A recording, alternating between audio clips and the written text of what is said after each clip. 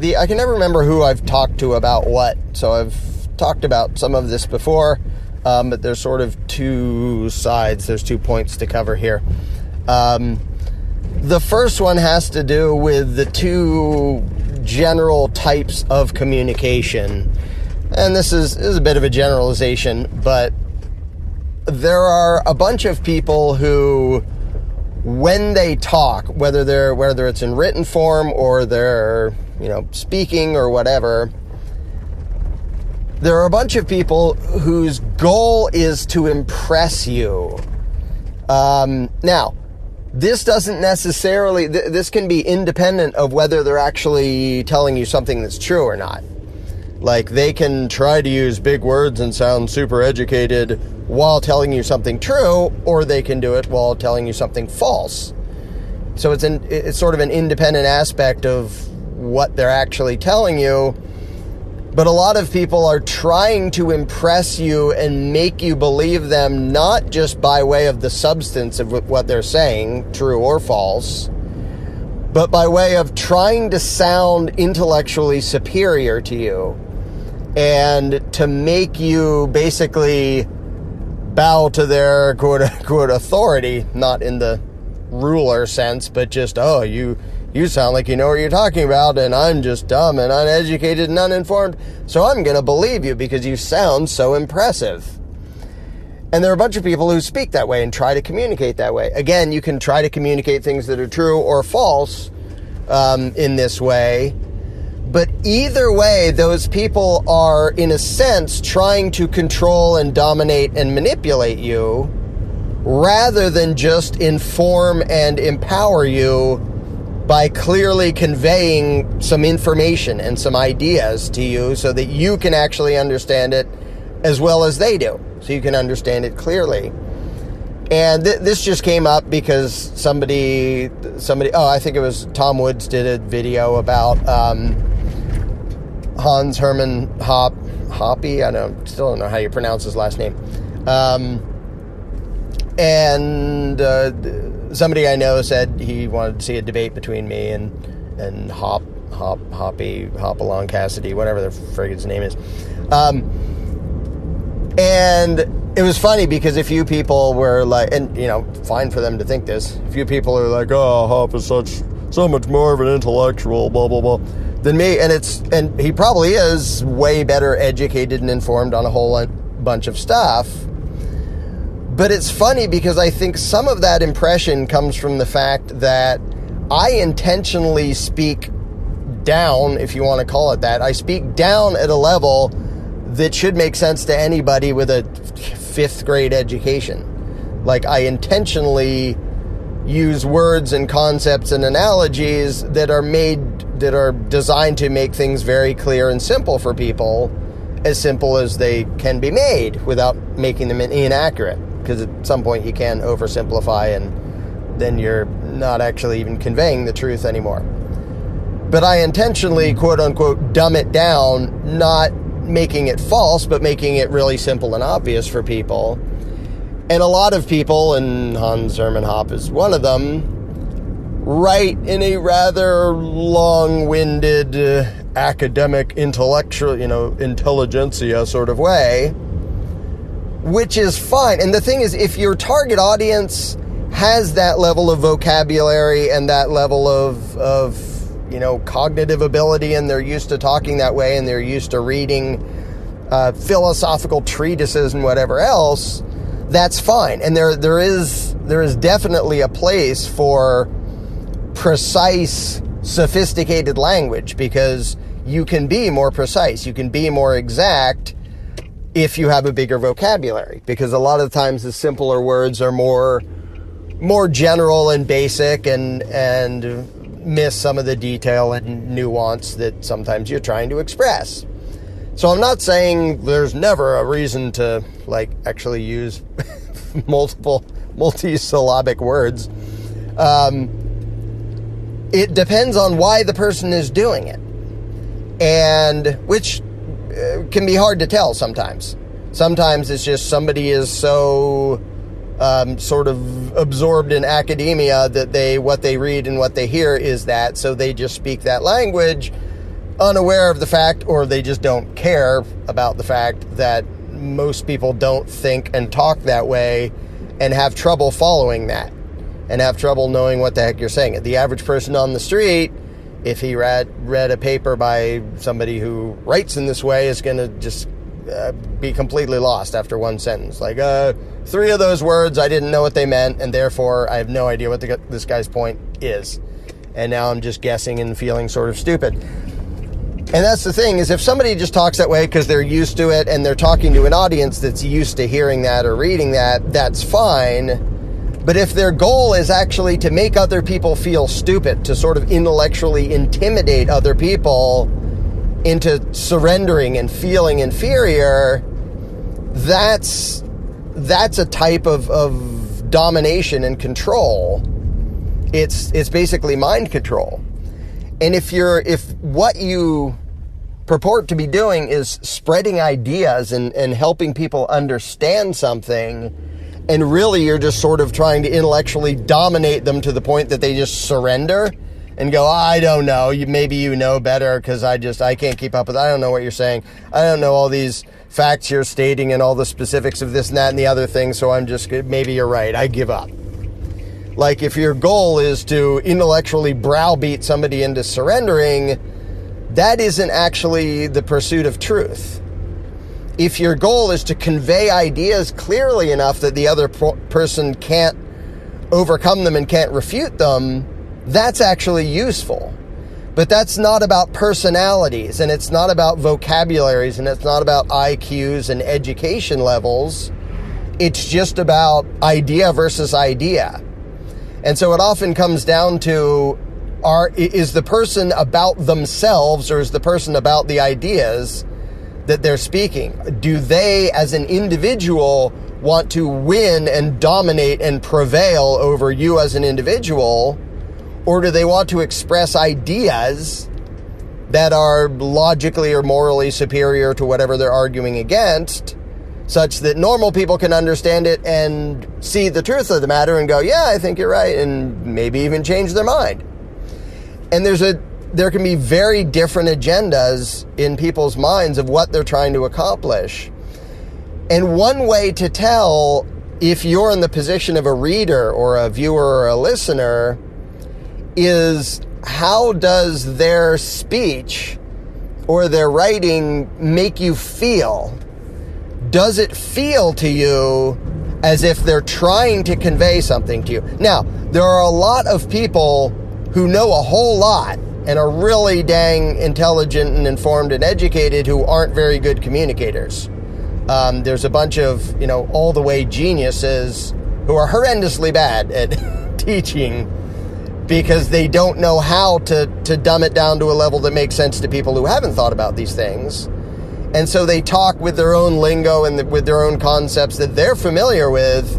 They can't imagine not being familiar with it, so they're really bad at talking to people who aren't, because they'll just blurt out, their whole lexicon of their terminology and all their stuff, and the average person will be, I have no idea what you're talking about, but you sound like you know stuff. I just don't know what it is, and having listened to you, I still don't know what it is, because you didn't actually convey information to me. You made noises that made no sense to me, so I'm sitting here scratching my head. So if somebody sounds that way to you, if they make you feel that way, then there are 2 options. Either they're actually right and they know stuff and they just suck at communicating, or they are trying to, they're doing the individual personality thing. They're trying to basically intimidate you into accepting them as your authority.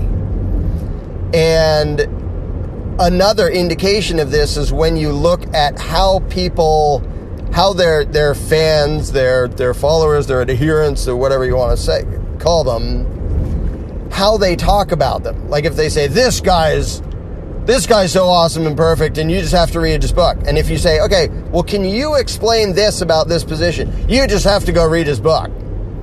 Well, can you explain what this means, or what is your position? Like, if you understand what this guy is saying, you might not be as good at explaining it as, whoever the guy is. You might not be that good at arguing it, whatever. But if all you can do is defer to the authority of this person that you're saying is so brilliant, then, that guy might still be right, but you don't really understand it. You're just a follower. You're just basically an intellectually subservient parrot who says, that guy is so great, I can't really say why, and I can't really explain it myself. And the thing is, it's really important, especially if it's an idea that you understand needs to spread throughout society, like voluntarism and non-aggression, to convey it in such a way not only that normal people can understand it, but that they can convey it to others. And if people talk in all these highfalutin terms with their big vocabularies in such a way that the people listening are really impressed, but not really all that informed or clear on what the hell it meant, and so they can't pass it on to other people, that is the person, the academic, blowhard, trying to make people intellectually dependent on him by making them so they feel so intimidated they're just going to defer to him or his books or his videos or whatever.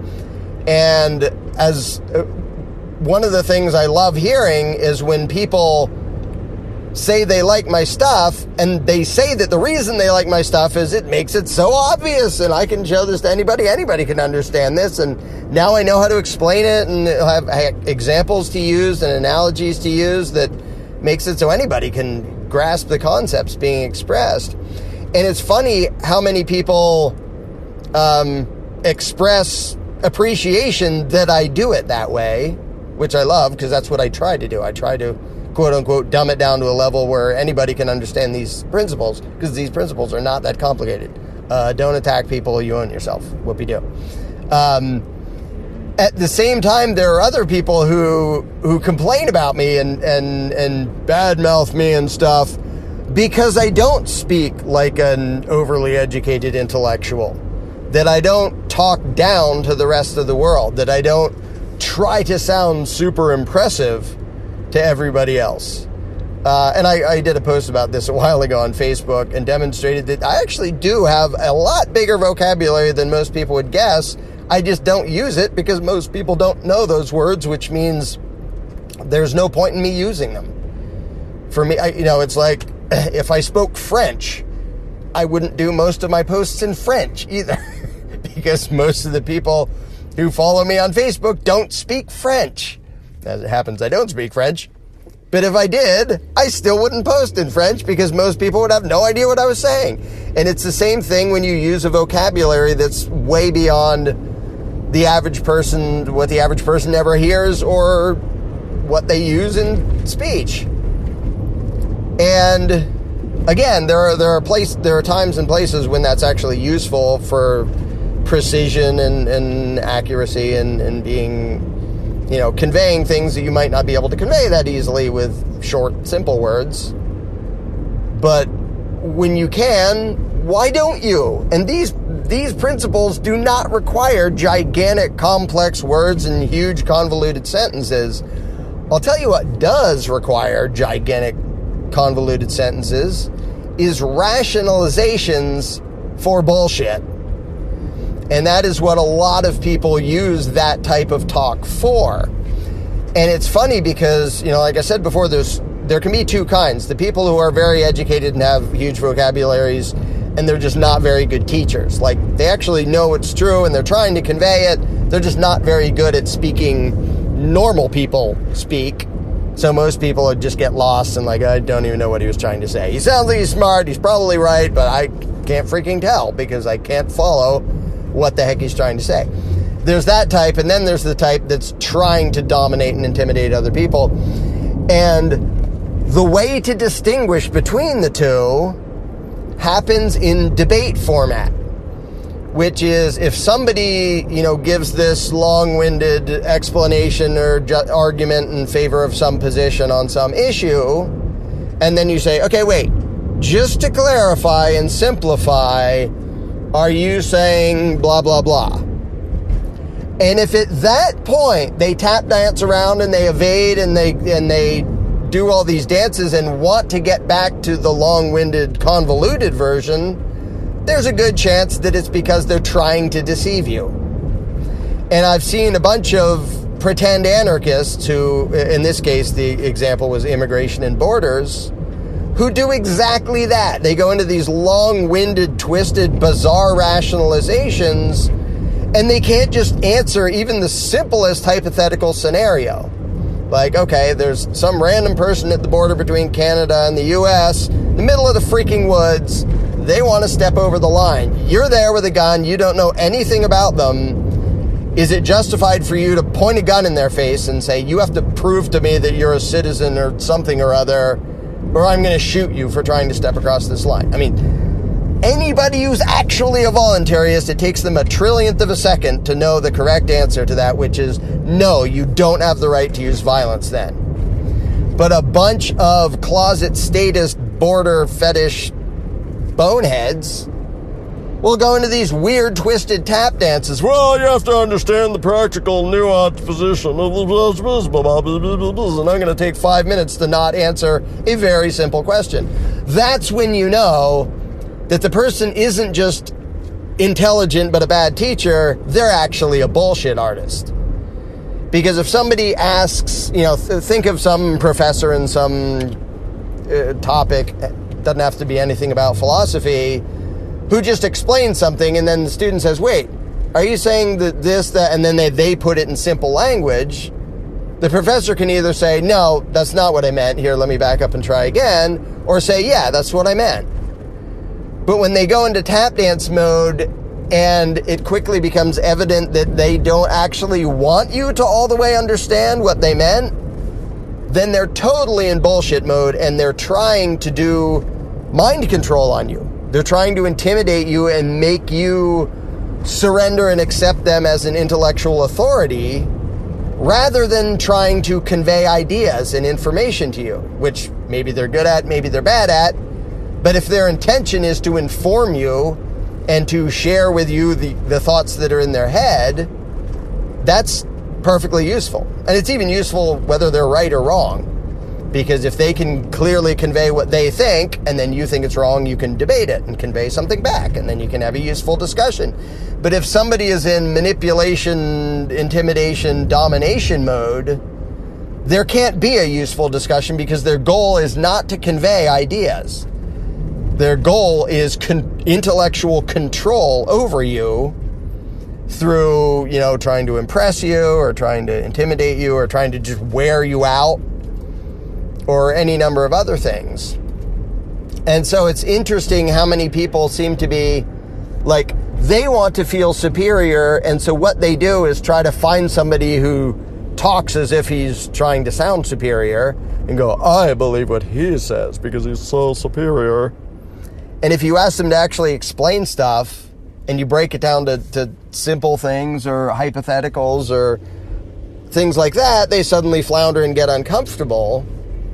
It's because your perception of them is what matters to them. Whether they're actually right or able to convey ideas isn't their top priority. It might not be their priority at all. Their priority is making you think they're superior to you intellectually, or that their opinions are superior, even though they don't particularly care about their opinions enough to express them clearly. They just want to make you think that they're superior. And it's usually, and so I would sort of encourage people, if somebody's using big words, don't let them intimidate you into silence. And don't even hesitate to say, I don't even know what half the words you're using mean. However, it sounds to me like you're saying this. Is this what you're saying? Let me put it into words that normal people use. And you can tell me if this is accurate or inaccurate or where I'm getting it wrong, or, if you have some rebuttal to this. Because one of the most effective forms of intellectual intimidation is when people who don't know the words or feel outmatched, whether in vocabulary or intellect or education or just factual knowledge or any of that stuff, get quiet because they don't want to come out and admit, I don't know, like you just threw a bunch of facts and figures at me that I've never heard, and maybe they're true and maybe they're not. I have no freaking idea. I don't know that stuff. But I have a question about this and this and this, and what you're actually advocating and what you're saying. And so people shouldn't be ashamed or embarrassed to admit what they're ignorant of, whether it's the meaning of words or a bunch of factual statistics or any of that, and make the hoity-toity people break it down to something that actually makes sense to normal people. And then you will quickly see whether they're honest and just not that good at teaching because they're not that good at speaking common man speak, or if they're trying to deceive and make excuses. And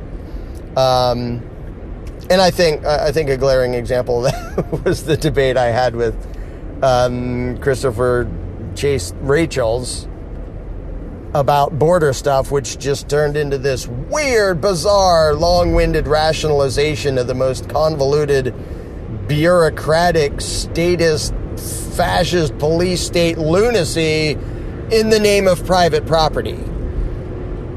Well, because somebody in government injured you at some point, then you, by way of restitution, get to decide that somebody doesn't get to set foot on a road in Alaska. You don't get to decide they do get to set foot there.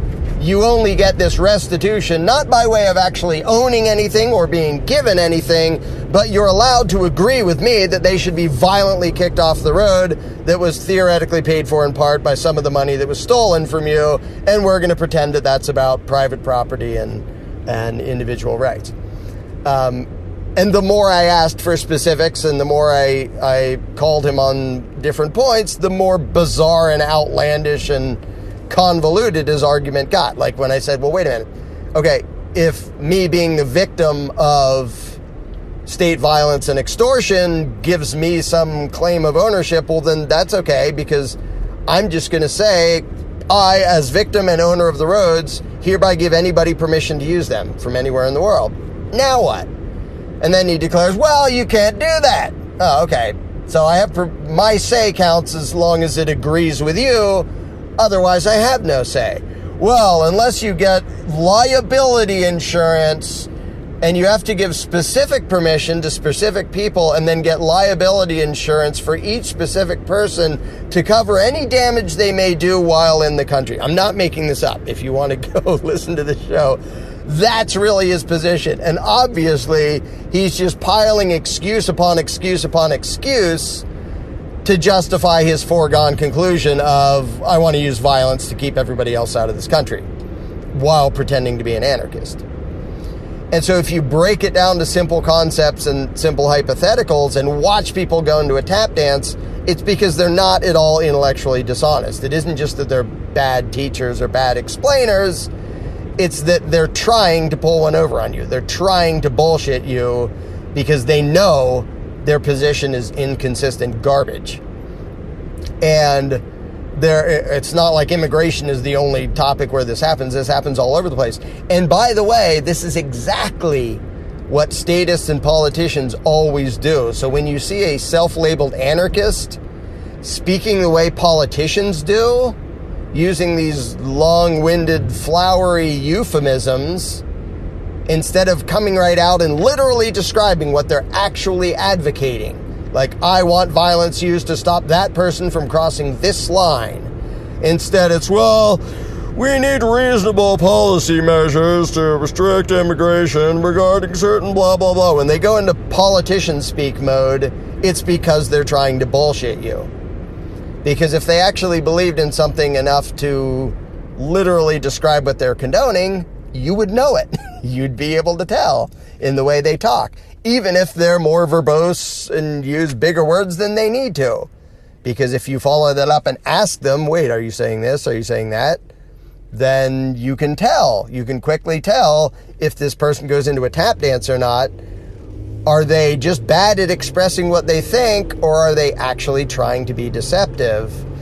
And most people, like not at all coincidentally, most people who want violent domination over you by way of the state or anything else also want intellectual domination over you.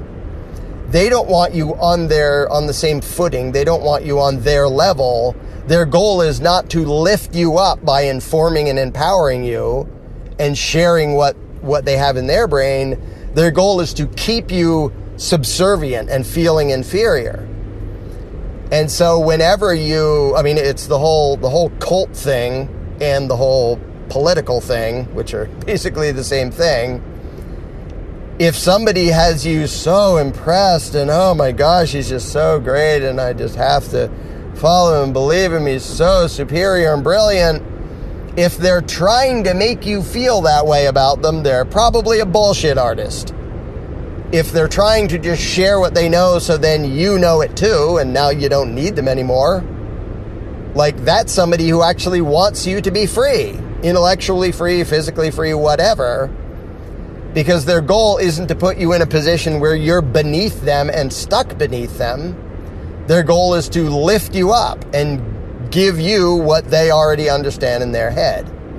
And there are telltale signs for which kind of communication you're dealing with if you watch for it, to decide if the person is trying to get you to understand something or trying to get you to be basically to give up and surrender and be intellectually subservient to them because you feel too intimidated by their big words and their facts and their this and that and the other thing.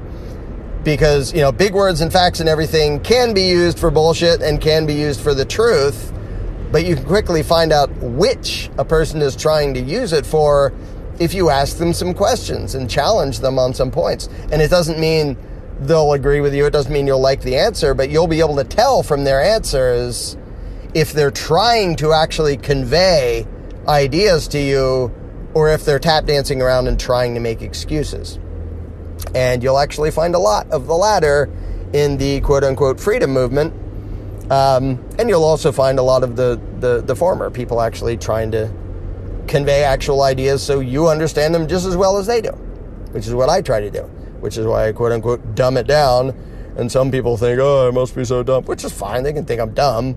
Like, if lots of people are hearing it and understanding it and giving up statism, which they are, I don't give a crap if anybody thinks I'm a complete moron when I speak. Morons speak so that anybody can understand these principles, because these principles are not that complicated, and I don't really give a crap what they think of me personally, or if they're impressed and want to. In fact, the last thing in the world I want is for somebody to defer to me as some intellectual authority, because if anybody does that, they're not paying attention to what the hell I'm saying, because that's the exact opposite of self-ownership on a sort of intellectual level, is to say, well, I'm just going to blindly believe what this guy says. Don't ever do that with anybody.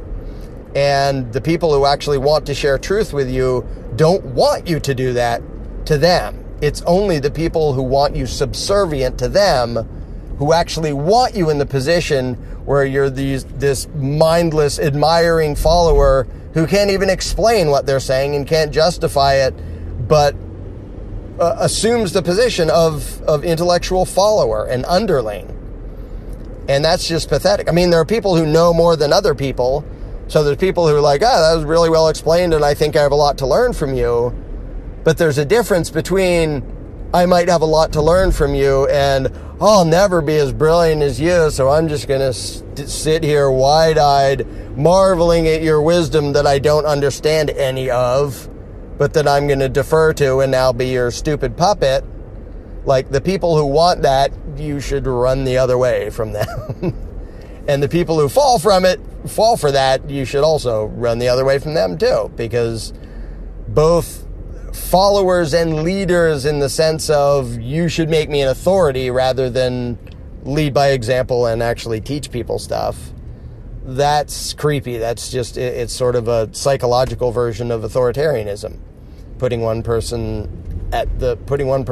psyche under the control of somebody else. So, all right, I guess that's enough of a long-winded babbling about that. And I will make this into a video and post it, and then people can argue about it in the comments.